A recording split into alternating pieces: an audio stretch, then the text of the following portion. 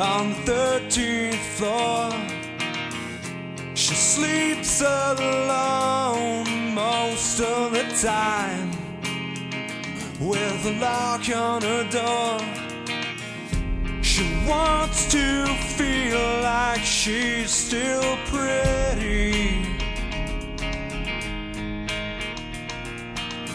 but she's a sucker for a perfect smile. She thought about sleeping alone, but she don't even know why. She's waiting for a phone call from heaven, and she wants to hear him say, anywhere you go, I'll be there. Anything you say, I don't care. When the morning comes, I'll be here till forever with you.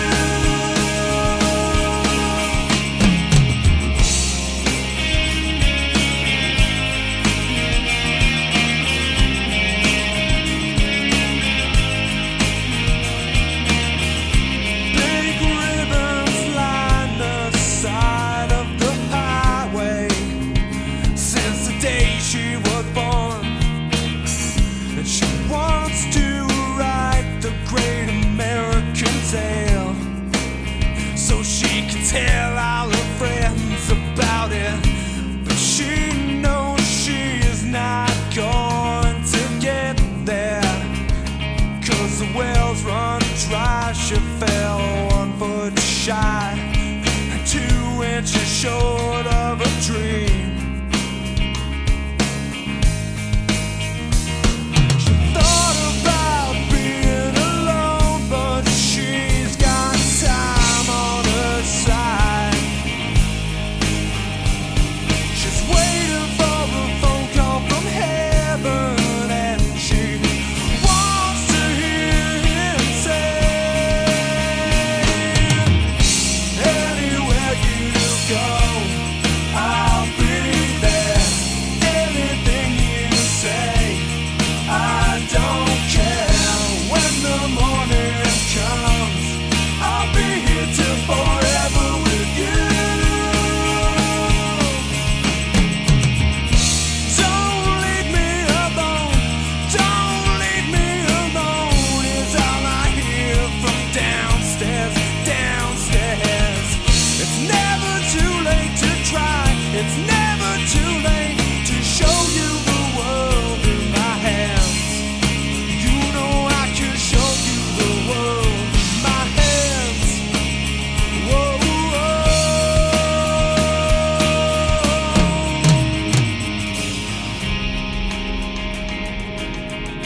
let me hear you say,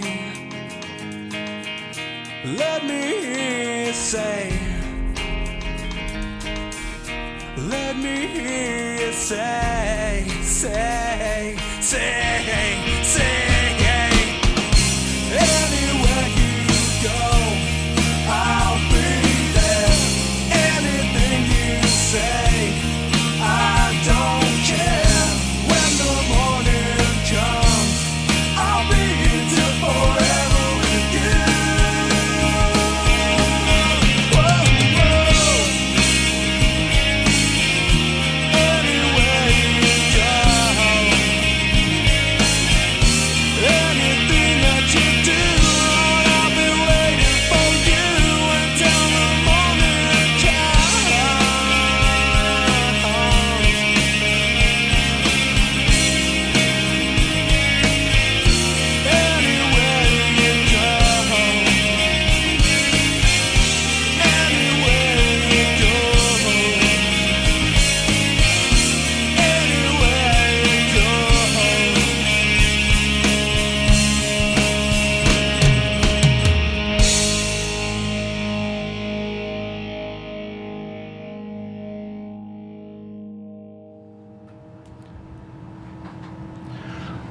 Welcome to the Mosh Pit on riotradio.ca. I'm your host and mosh buddy, Andrew Pearson.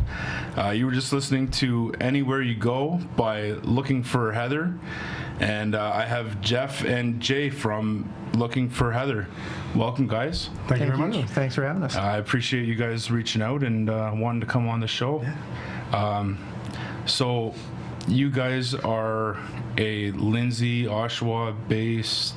Yep. I think that's pretty accurate. Yeah. And I was reading up on your bio, and it was cool to see that. Well, I mean, you guys are since 1995. You guys started. Yeah. So that's a while. That's a while to be in a band. Yeah. We either joke that we're either dedicated or stupid. We're not really sure which one. So. Or a little bit of both.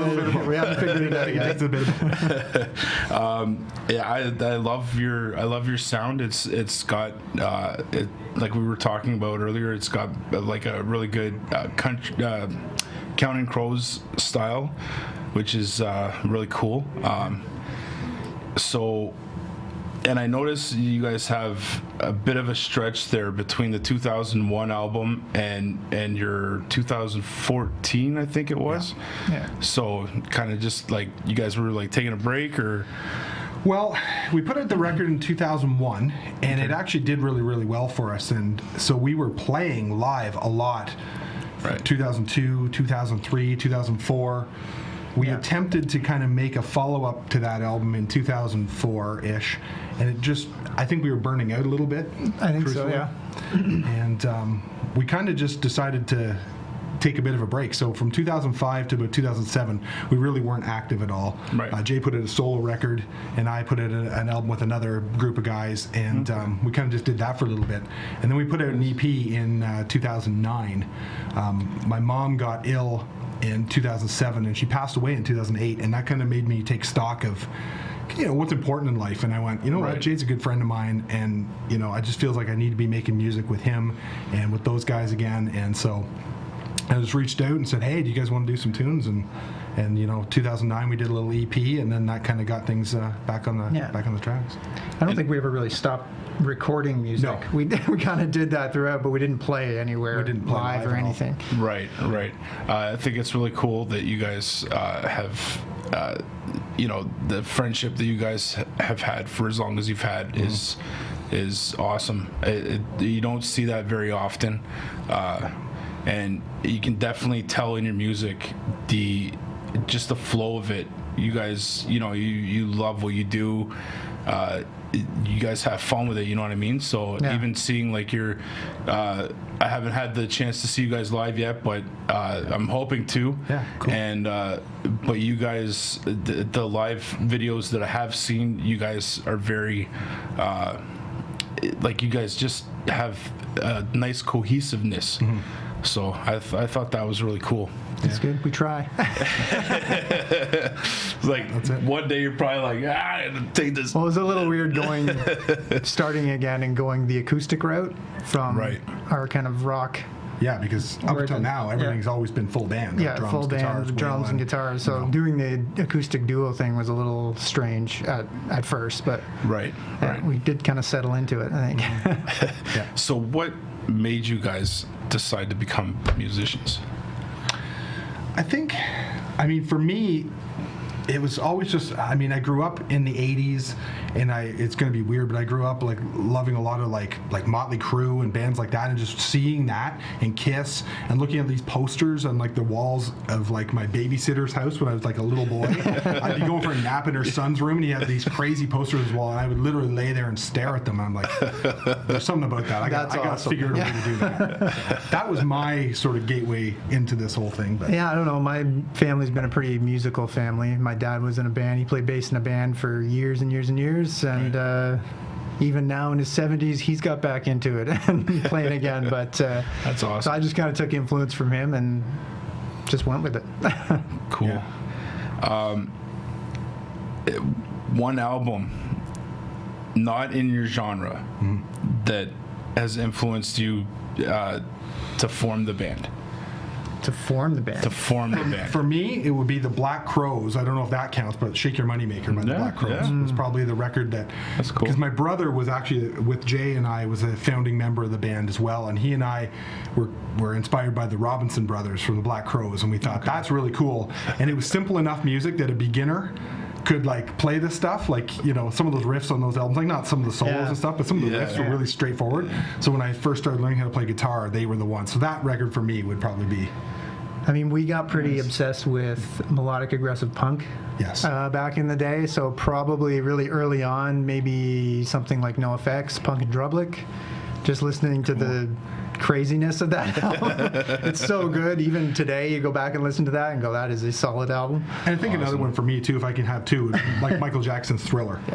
Oh, As yeah? a young boy, again, like that was like the biggest thing in the early 80s. Seeing something that big. That monstrous was pretty cool too. So, and that record, like, my grandmother bought me the cassette tape, and I wore that thing with my 3/4 sleeve Michael Jackson Thriller T-shirt. Like, Mine was bad. Mine was. I remember seeing pictures, and I got my headphones in. And I'm just like, man, I would listen to Bad over and over and over and over. That it was. Michael rarely Jackson. do you get to see a star of that magnitude. 100%. Come along in your lifetime, and Right. you know.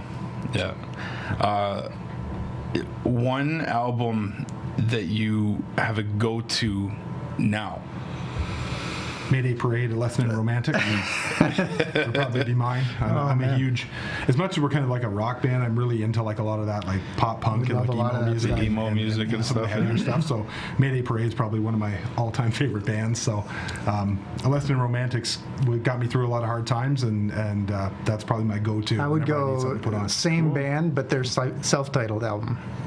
Okay. It's probably for me. Or was- Alexis on Fire, Crisis Yeah. would be another. Nice. Yeah. There's too many good Alexis on records Fire. out there to choose just one. There's so many.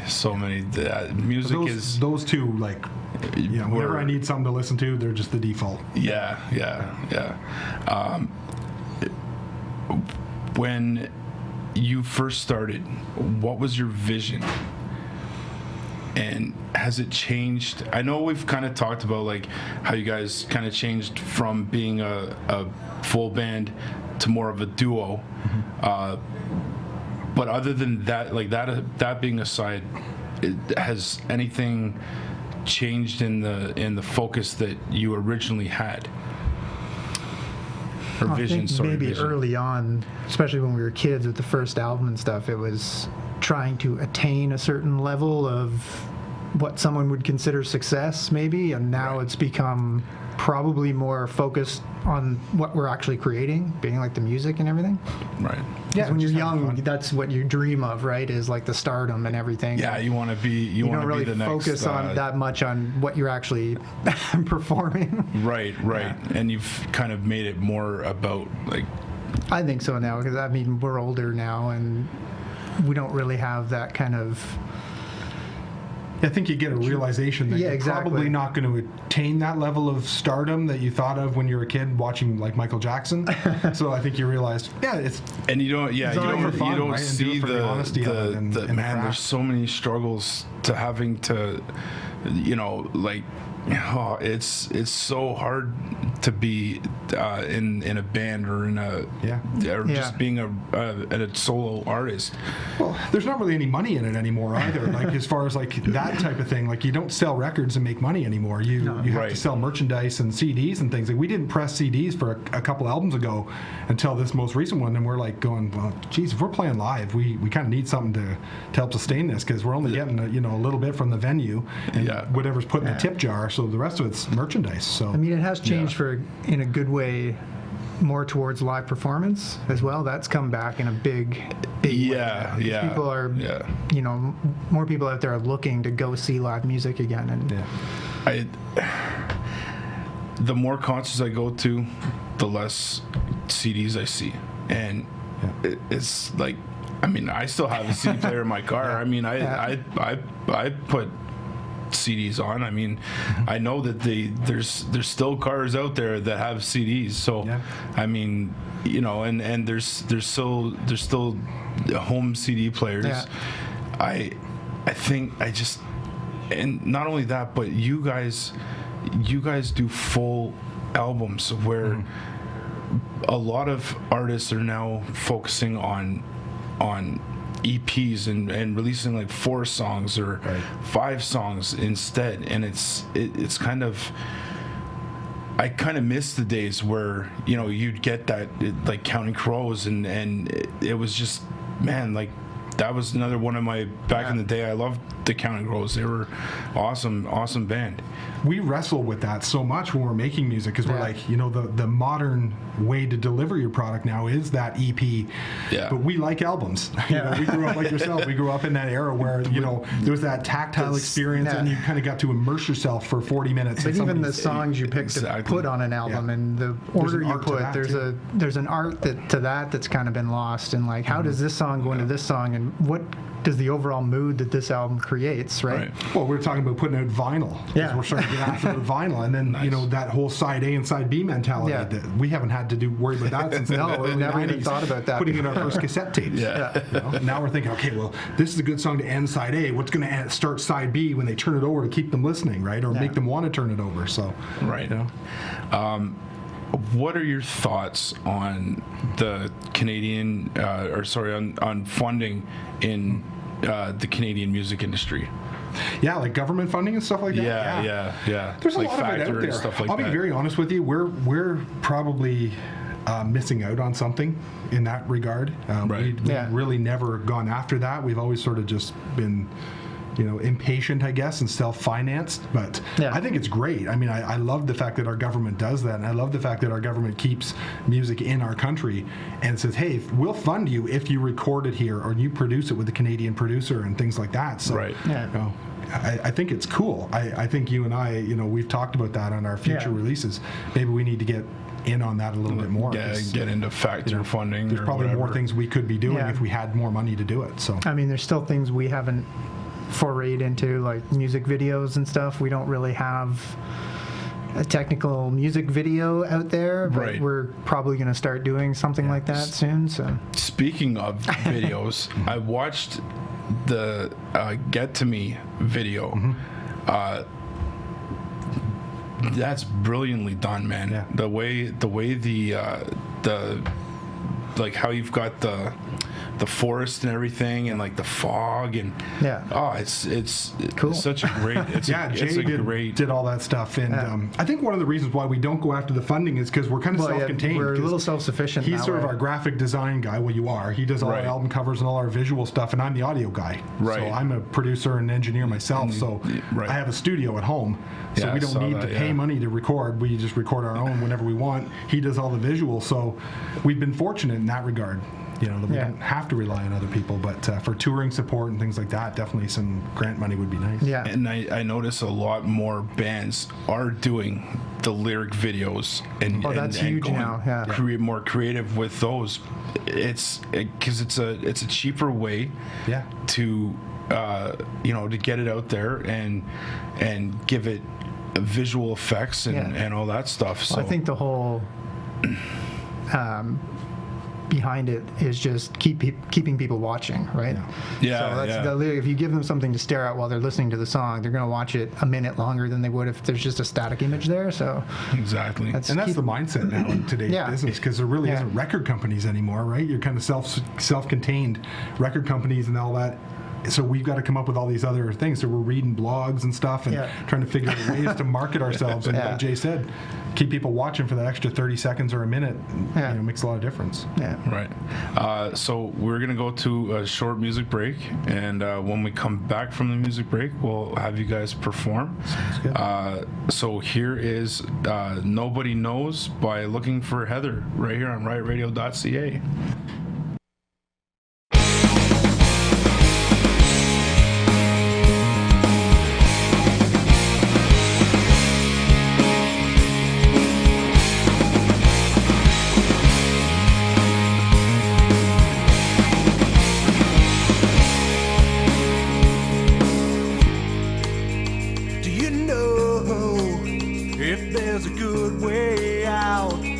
Without ever stealing a car, I kinda lost my head there for a while, but now I'm closer to where you are. See, I was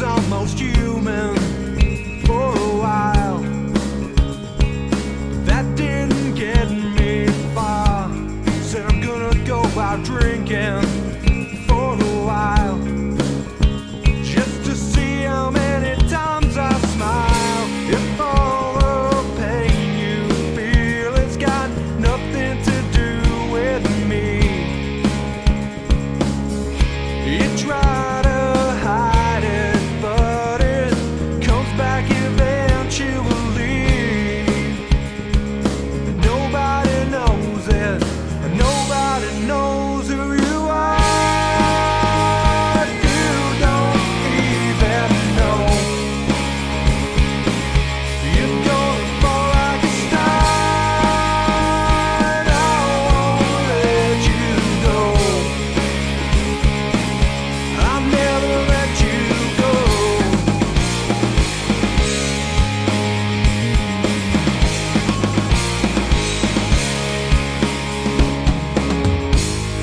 And nobody knows it. You're a star. You got the weight of the world in your heart. You got pretty little fingers that do the talking. And now you're flipping the sign of the times. And everybody loves you, girl, and you know it. But you're still singing the blues down all of your frustrations. You got the boys and the girls, but you never took the time to choose. If all the love you hide is worth one in the hand with you, you count your blessings, 'cause you only ever had one or two. And nobody knows it, and nobody knows who you are. You don't even know.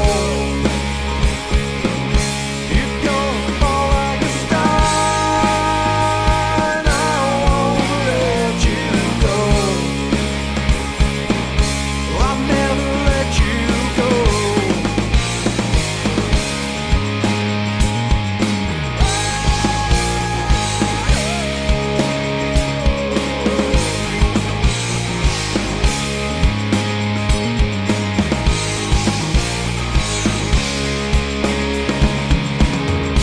If all the love you hide has got nothing to do with you, you count your blessings, 'cause you only ever had one or two. And nobody knows it, and nobody knows who you are. You don't even know. You're gonna fall like a star, and I won't let you go. Nobody knows who you are. You don't even know. You're gonna fall like a star. You don't even know. I'll never let you go. I'll never let you go. I'll never let you go.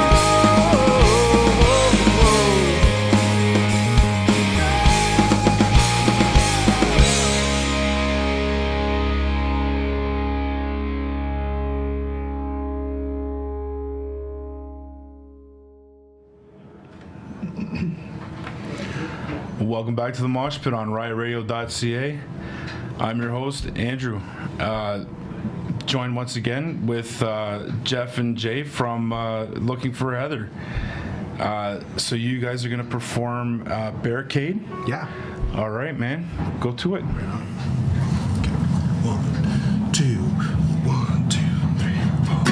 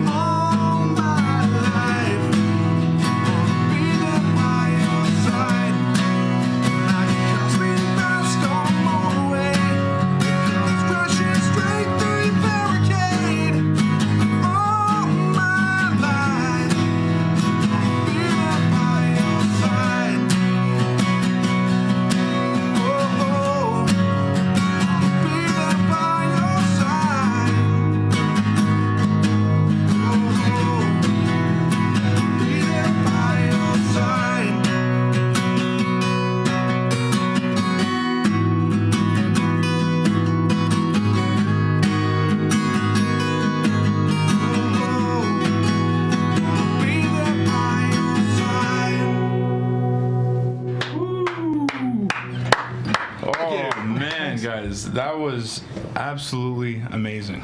Cool. Thank you very much. Thank you. That was fantastic. He saved up his quota, so he gets to say it once today. Yeah, great job. Thank you. So we'll get back into some more questions. Yeah. Yeah. Absolutely. So what are you guys doing? What are you guys doing when you're not doing music? Doing music. Thinking about music, listening to music. Yeah, exactly. Yeah, it's such a hard. I mean, it's an interesting one to see, because sometimes, Yeah. man, there's like so many people don't actually like, they eat, sleep, drink, breathe music. I live in my studio, like literally. It's in my house, so you know, pretty much when his I'm living not doing stuff for us, I'm doing stuff for others, and you know, working with some other bands and local acts and different things like that. So what's a hobby? What's a hobby other than music? Well, parenting is a big one. Parenting. Well, that's huge. That's another thing that kind of took a lot of time. That's a hobby. No, I think that's you know, I think that's a requirement.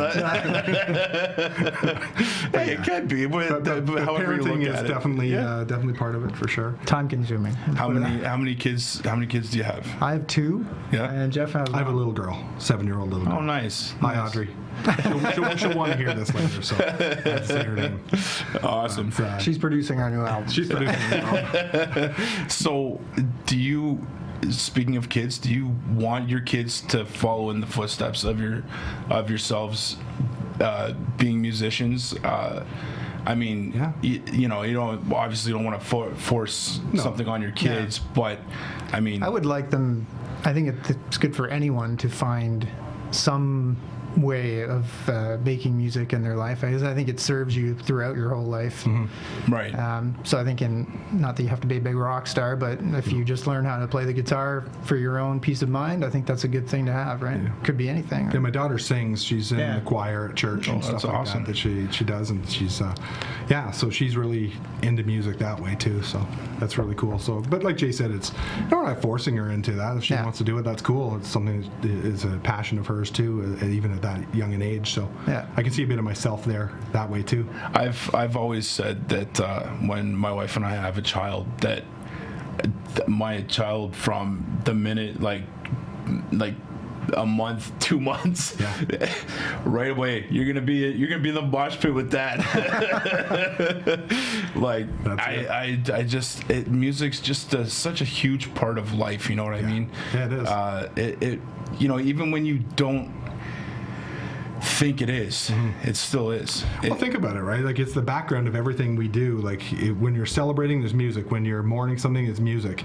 Thinking about movies too. Like, you watch some of these movies and you see advanced footage of them, and there's no soundtrack in them yet, and you're like, this just feels odd to me that there's not something there helping with that emotion, right? So Let you travel through time. We just traveled through time there to 2001, listening to Nobody Knows. That's it. It's also a time machine. I haven't heard that song in so long. And I was just like, oh my god, it makes me feel young again. So, what was the recording process like for your latest album? For Youth, yeah. For Youth, yeah. Pretty straightforward. I mean, like I say, the studio's at my place, so we set the drums up at Jay's house, and we recorded all the drums in his basement. I played the drums on this record, which I started out as a drummer, but we kind of needed a drummer this time, so I figured I'd do that. And then the rest of it was really done in my apartment. Pretty much, which is in Lindsay. We do all the vocals and guitar tracks there. Our lead guitar player, Randy Salsky, is in Brantford, so he has a studio in Brantford, and he cut his guitar parts there and just flew them down to us. Technology's cool that way. Right. We don't even have to be in the same city. Yeah. Technically we don't have to be in the same country. You can fly stuff in, and then on the song we just played there, Barricade, we had Cassie Noble, who's a local Lindsay musician, folk singer, and we had her come in and sing the duet. So the second verse of that is normally sung by her. On the record, and same thing, she was in her studio, and I sent her over a copy of the track, and she recorded it, sent it back, and then I mixed the whole record there in my living room. So that's pretty cool. Awesome. Yeah, that's cool. That's I like that it's kind of like the drums are kind of like a trade between you guys. You know, you're not just one, because drums is one of the hardest to actually have. You know, so many bands don't end up keeping their drummer, or their drummer leaves or whatever. Same with I think the bassist. I just recently found out that the guitarist is one of those. I didn't know. I didn't think a guitarist was one of those ones that would leave the band that often. I thought it was always. I've always noticed the lead vocal and the guitarist usually stick together, and it's usually one other piece that ends, like the bassist or the drummer, that ends up switching. When we started out, I started as our drummer and singer. So we were kind of like Triumph, although I always joke it wasn't very triumphant. But we did that rare weirdness where we had a drummer who was the singer, and my brother played guitar, and Jay was the bass player. So there's always been that drum element there. But when we started performing as of '99, I guess that's when we started realizing that probably wasn't the norm to have the drummer sing. It just looks weird. Some management people and stuff that were working with us at the time suggested, hey, maybe you should sing and just play the guitar, and we'll get another guy to play the drums. And we got several different drummers, kind of like Spinal Tap. Pretty much, that way they all kind of come and go. They're also alive. They're also alive. But we're not sure about one. So, what was your favorite song to record? Ooh. My favorite song to record was probably The Sound, because I liked doing all the backup vocals and stuff like that, like making all the big vocals at the beginning, and that's probably my favorite. Off of this album? Or Chasing Light. Chasing Light was good. Yeah, I had a fun time writing the bass line for that, because some songs were, you know, it's predetermined that the bass line's got to be pretty straightforward and do this. Right. And then there's other songs where it's just like, you're free to move around, right, and challenge yourself a little bit, and so that was probably my favorite. Awesome. And we're gonna have the sound to close us out later. So that's that I love that song. It's a great song. I love the video to it. It's just, again, the creativity in those videos that you do is, I mean, it's almost like you don't really need to have like an actual video, you know what I mean? Yeah. So like those lyric videos are just so they're very creative. Yeah. So cool.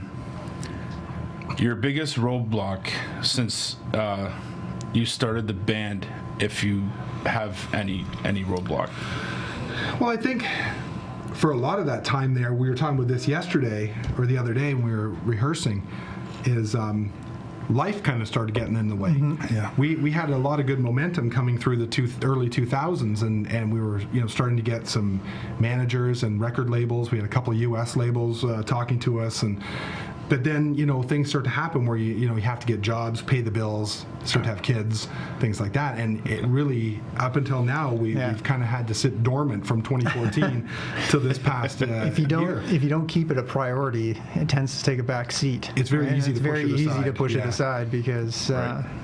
And sometimes you have to, and I mean, I totally understand that. But I think that was probably been our biggest roadblock. And then now for us, just being older guys in the game, trying to figure out, you know, how to market your music today, because a lot of these younger bands are coming up in YouTube and TikTok and all these things, and Instagram are so like second nature to these guys. And we're sitting there going, okay, so what do you do with this again? And what's a TikTok even mean? Like, what's a hashtag? Like, these are conversations we were having, you know, 2 or 3 years ago when we were starting to reestablish, and it's like, we've come a long way. Being the old guy in the program, it's been definitely a huge learning curve to have to learn all this. Like, and just yesterday we were talking. We have assignment for MailChimp, and man, like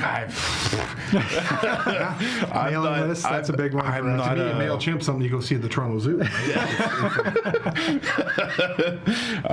So we're gonna go to a quick music break, and we're gonna play "Stay" by Looking for Heather right here on riotradio.ca. I wish that I could scream to wake this dream, to rise and fall and rise above. 'Cause we are the dreamers,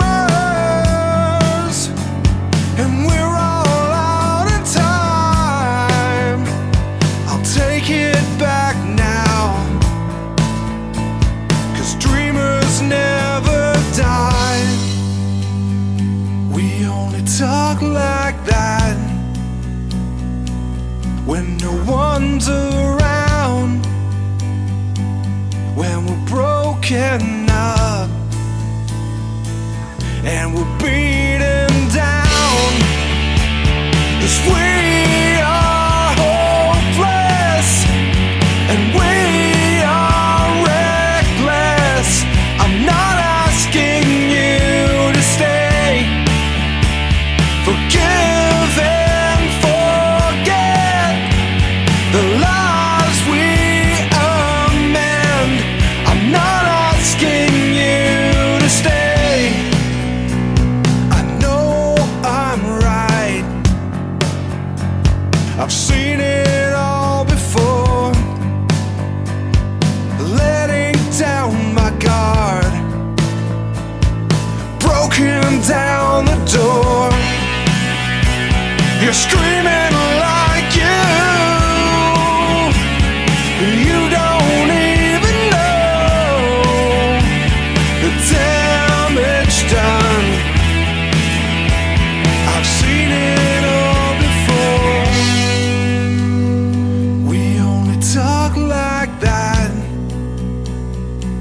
when no one's around, when we're broken up and we're beaten down. 'Cause we are hopeless and we are reckless. I'm not asking you to stay. Forgive and forget the lies we amend. I'm not asking you to stay. Will we ever get back to this? I wanna know, will we ever get back? 'Cause we are hopeless and we are reckless. I'm not asking you to stay. Forgive and forget the lies we amend. I'm not asking you to stay. Will we ever get back to this?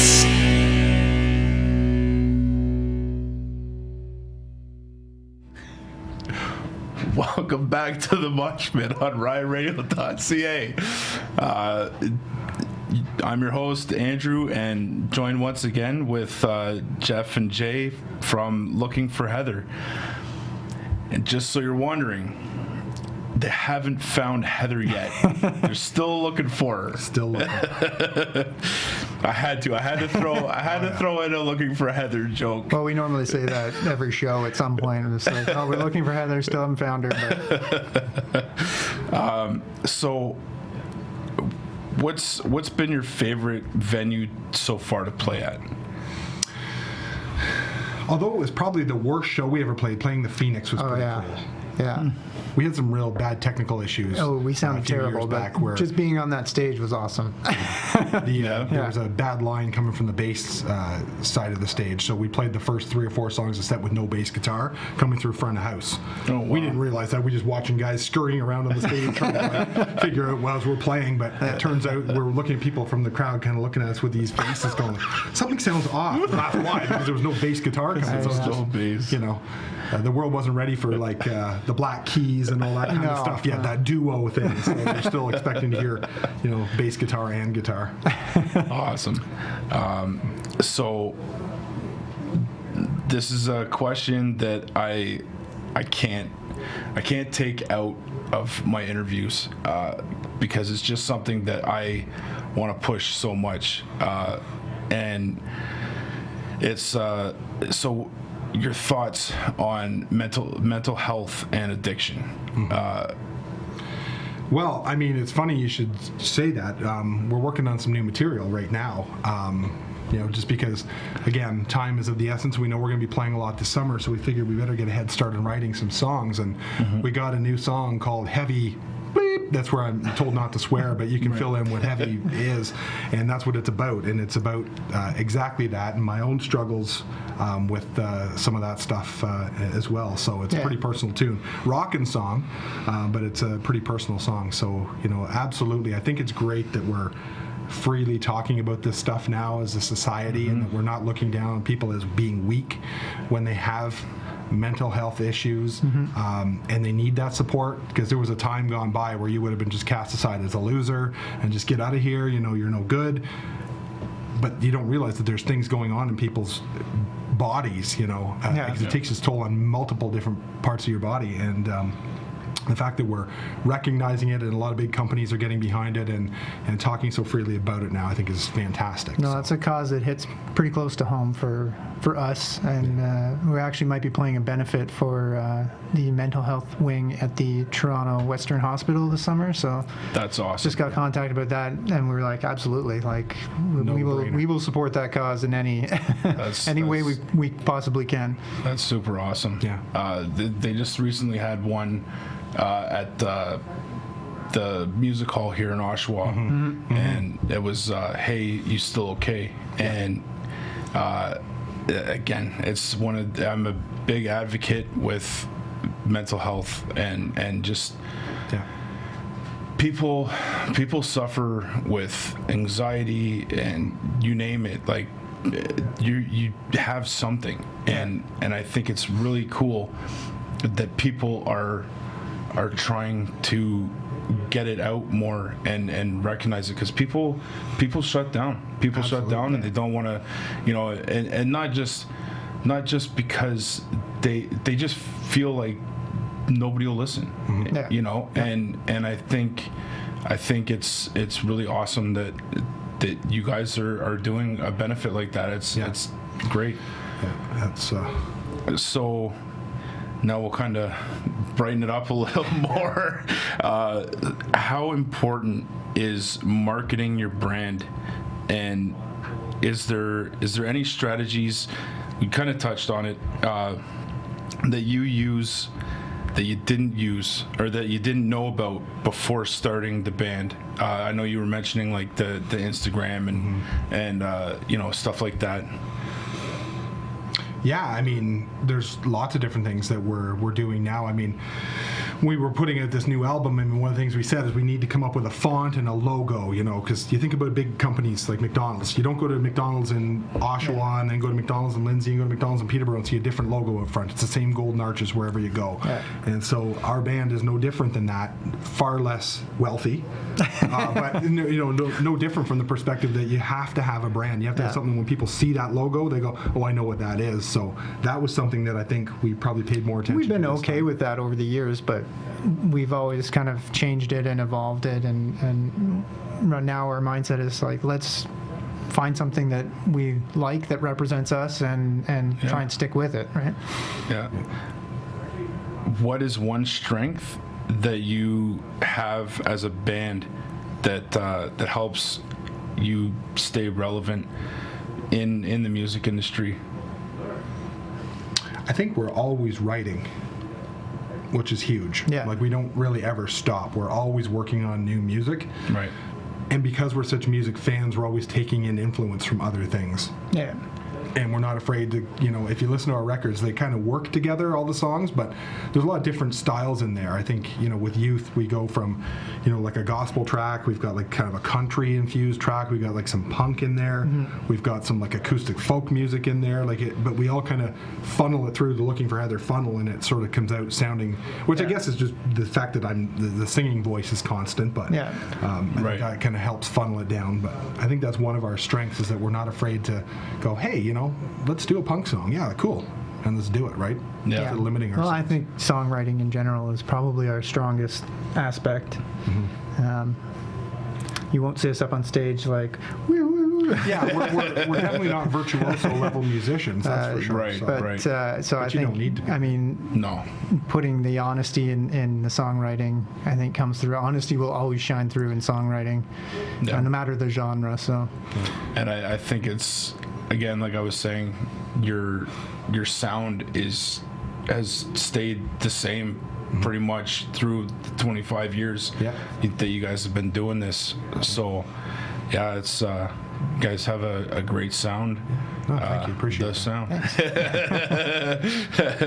sound. What's next for you guys, and where can people find or follow the band? Best place to follow us, www.lookingforheather.com. That's got the link to everything on there. So we're on all the socials, but that'll give you a hub to everything. Yeah. So lookingforheather.com. that'll send you to our YouTube channel, Yeah. to Instagram. We're always posting new Merch and all that stuff. Yeah, our merch is on there. Yeah. Lots of shows coming. That's what's next, really. Yeah. It's getting ready for March. Trying we're to play kicking as off much as we possibly can. the youth tour, and we're going to be playing everywhere. Like, we've got dates already booked to Lindsay, Peterborough, Toronto, Kingston, Barrie, playing all over the place. We're hoping to get Oshawa soon. get some Oshawa shows in there too. Nice, Yeah. nice. So, Yeah, that's fantastic. and then a new album probably at the end of the year. We'll start really digging into that. We've been working a little bit on it right now, but not anything too crazy because we still want to support the youth record that we put out last year. Right. So you guys have been around for 25 years. Do you see yourselves doing this for the rest of your life? We'll be playing music for the rest We'll be of our playing lives. music the rest of our lives, yeah. Yeah. Whether we Just- continue to do this for the rest of our lives is tough to say. There's certainly no sign of stopping at this point. Right. Yeah. Right. Like, yeah. It's like definitely when you'll like slow down, but it won't be. I don't know whether like, we'll be looking for Heather or whether we'll just be, on stage Looking. wearing Hawaiian shirts, playing Jimmy Buffett covers. Or On a cruise ship somewhere. at some point, Yeah, we'll exactly. probably still be doing it in some capacity. Well, it's been an absolute pleasure having you guys on the show. Same for us. Yes, thank again, you so much. I appreciate you reaching out, and it's been awesome. Yeah, great. You guys are great to chat with. Your performance was awesome. So, Thanks. so we're gonna close out the show with the sound. So don't forget to follow us on social media at DCSI Riot Radio. Don't forget to check out www.lookingforheather.com. Check out their merch. They got great merch. Follow the Mosh Pit. All that good stuff. We'll see you next week, and we're going to close it out with the sound by Looking for Heather right here on riotradio.ca.